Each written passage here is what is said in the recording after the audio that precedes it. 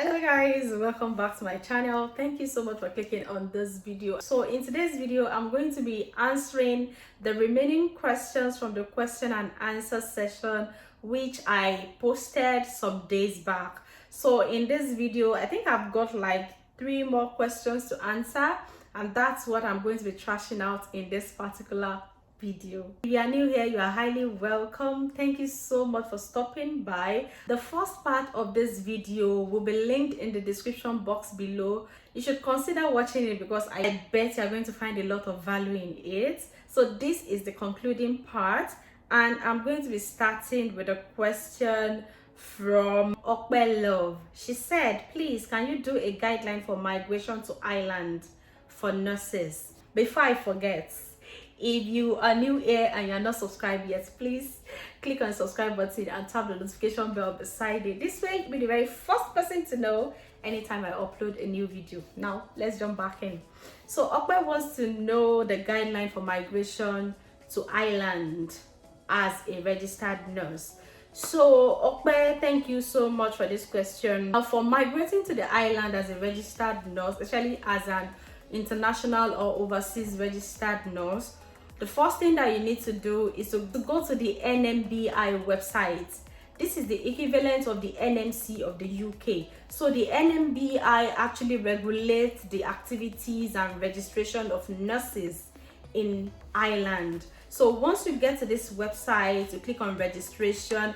I'm going to make it easier for you. I'll be linking it in the description box below. So just go through the link and then it will take you to this page where you'll be able to register. On the left side, you will see that it says qualified outside Ireland. So because you are qualified outside Ireland, that is what you tick.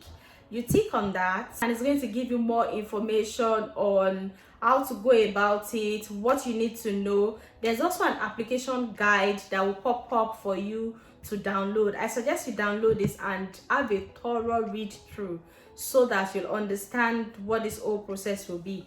Just like NMC in the UK, they will also be requesting from you some certificates and documents to confirm that you are indeed a nurse in your own country and that the education that you've gone through in your country is equivalent to what is obtainable in Ireland. So there are actually 3 levels to these. They call it application groups. So we have the G1, the G2, and the G3. So once you scroll down that website, you'll be able to see and click on and read more about the G1, G2, and G3. You need to read through so that you'll be able to know which particular one you want to pick.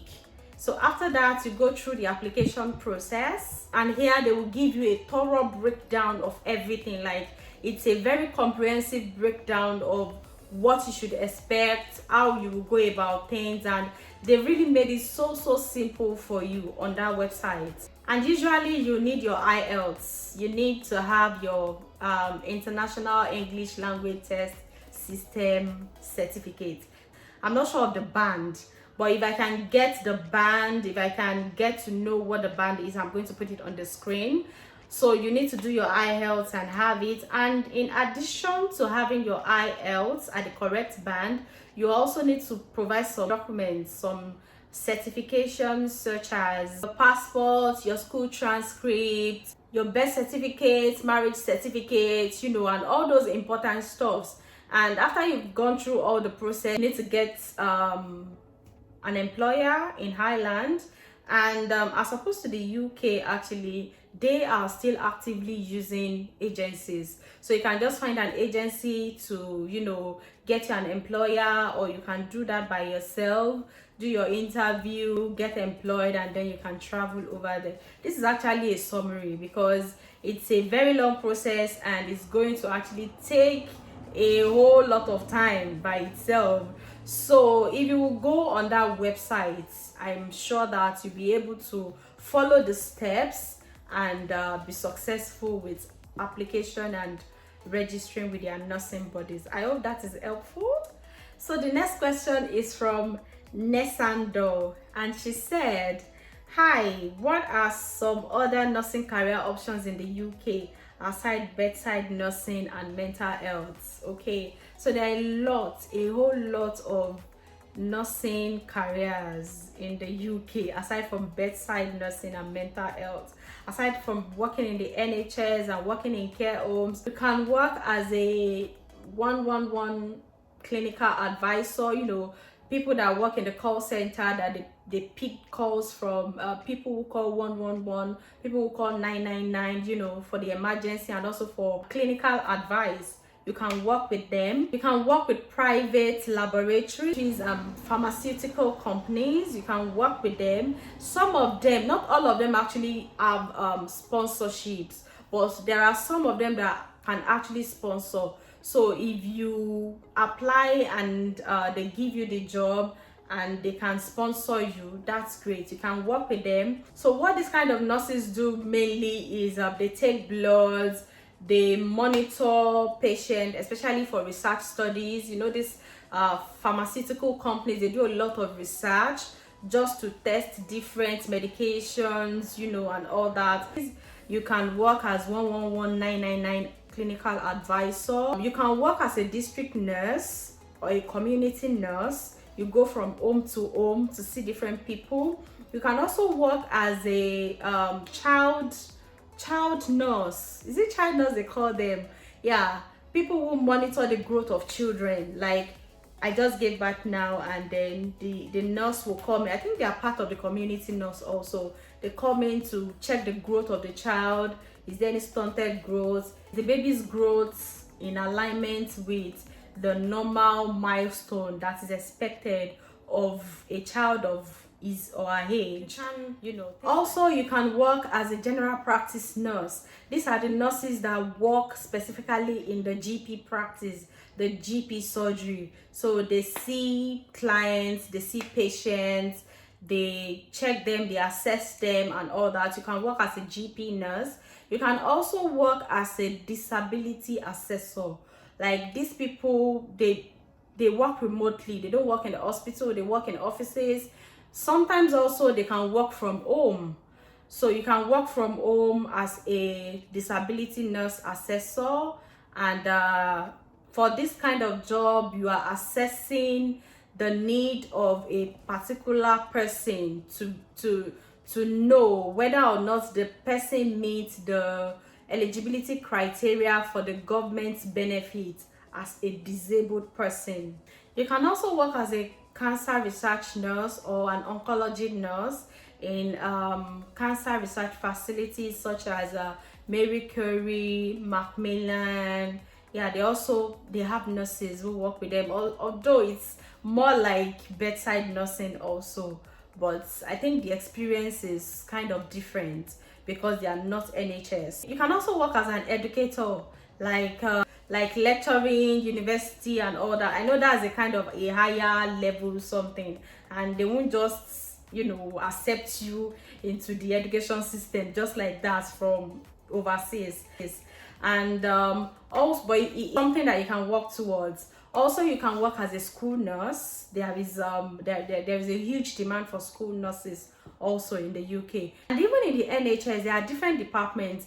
There are a lot of departments that I did not know that they exist until recently. Like, there are nurses that they work in the substance misuse department, something like that. They are nurses, they are not bedside nurses. They work with people who are addicted to some certain drugs. They help them, you know, assess them, take their bloods, monitor them, advise them, like give them health education, and they just monitor their progress and things like that.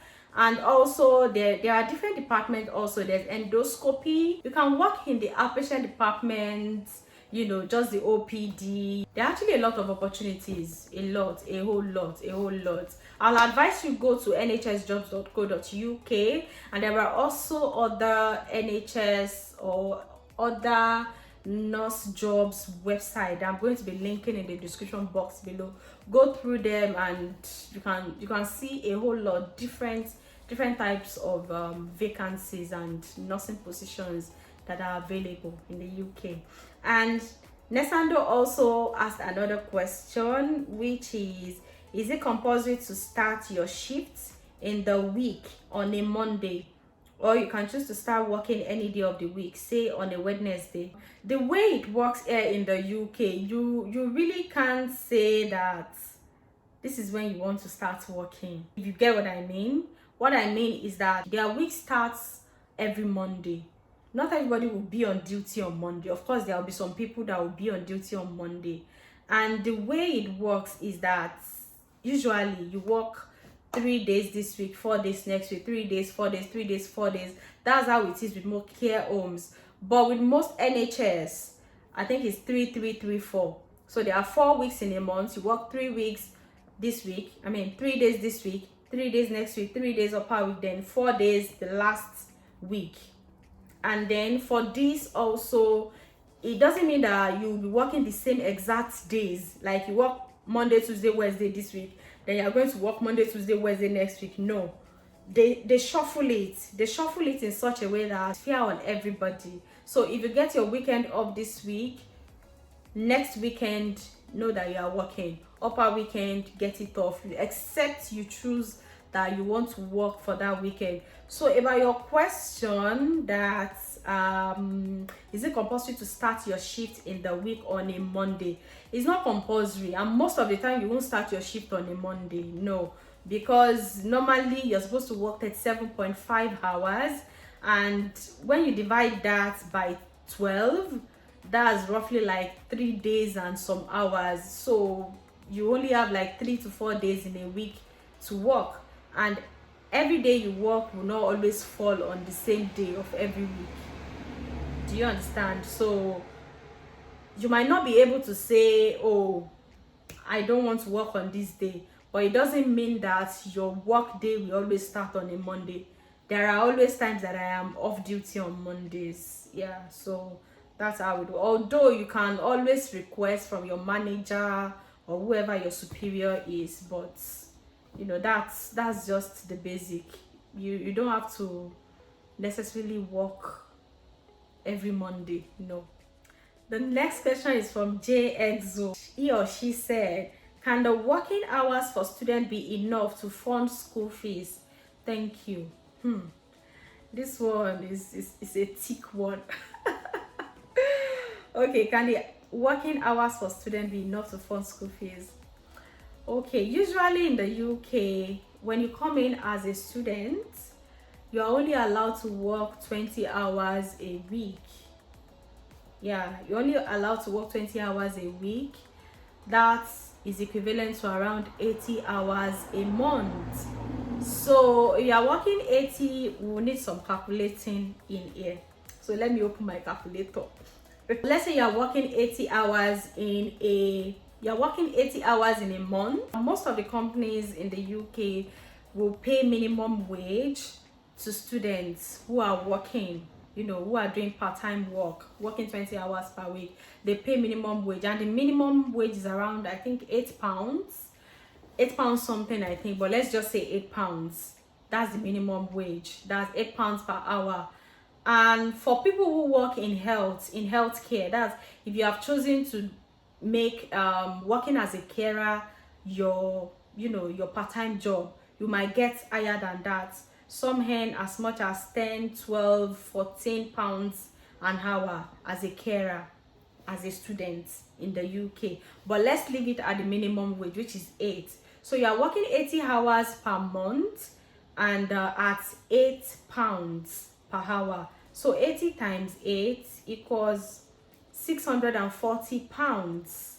So that means in a whole month, if you are getting the minimum wage as your salary, that you have £640 a month. And from that £640, they will still take insurance, they will take tax. Let's say they leave you with, let's say everything that they take is 140, and they leave you with around £500. So in a month you get like £500. And in a year, now let's multiply 500 by 12.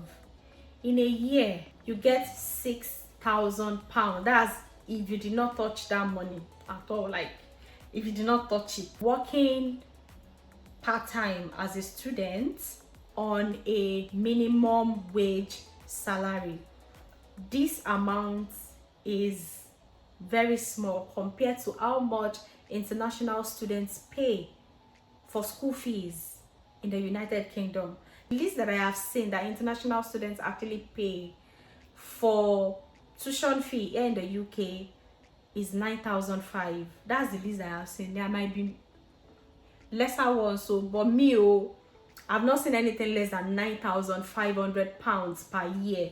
So if you are working, if you are depending totally on the work and you are getting 6,000 per year, and you need to pay 9,500 per year for your tuition, where will you get the remaining 3,500?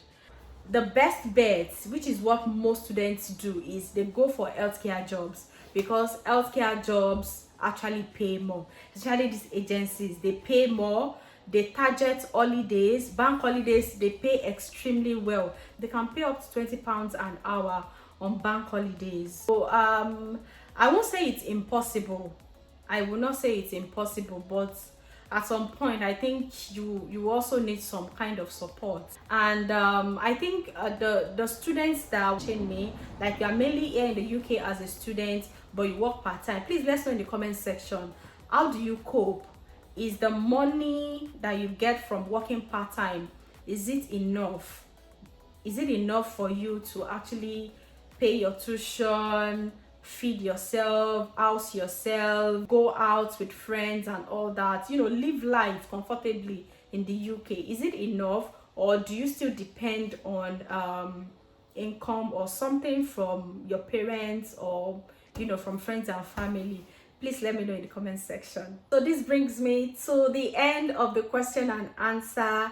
I hope I've been able to answer the questions well enough. Thanks so much, guys, for watching. If you still have further questions or concerns, or you've got opinions that differ from mine, or you want to buttress some points, please leave your comments in the comment section. Thank you so much, guys, for watching, and I'm going to see you in the next video. If you've not watched the part 1 of this series, it's right here. Just click here, click here to watch it.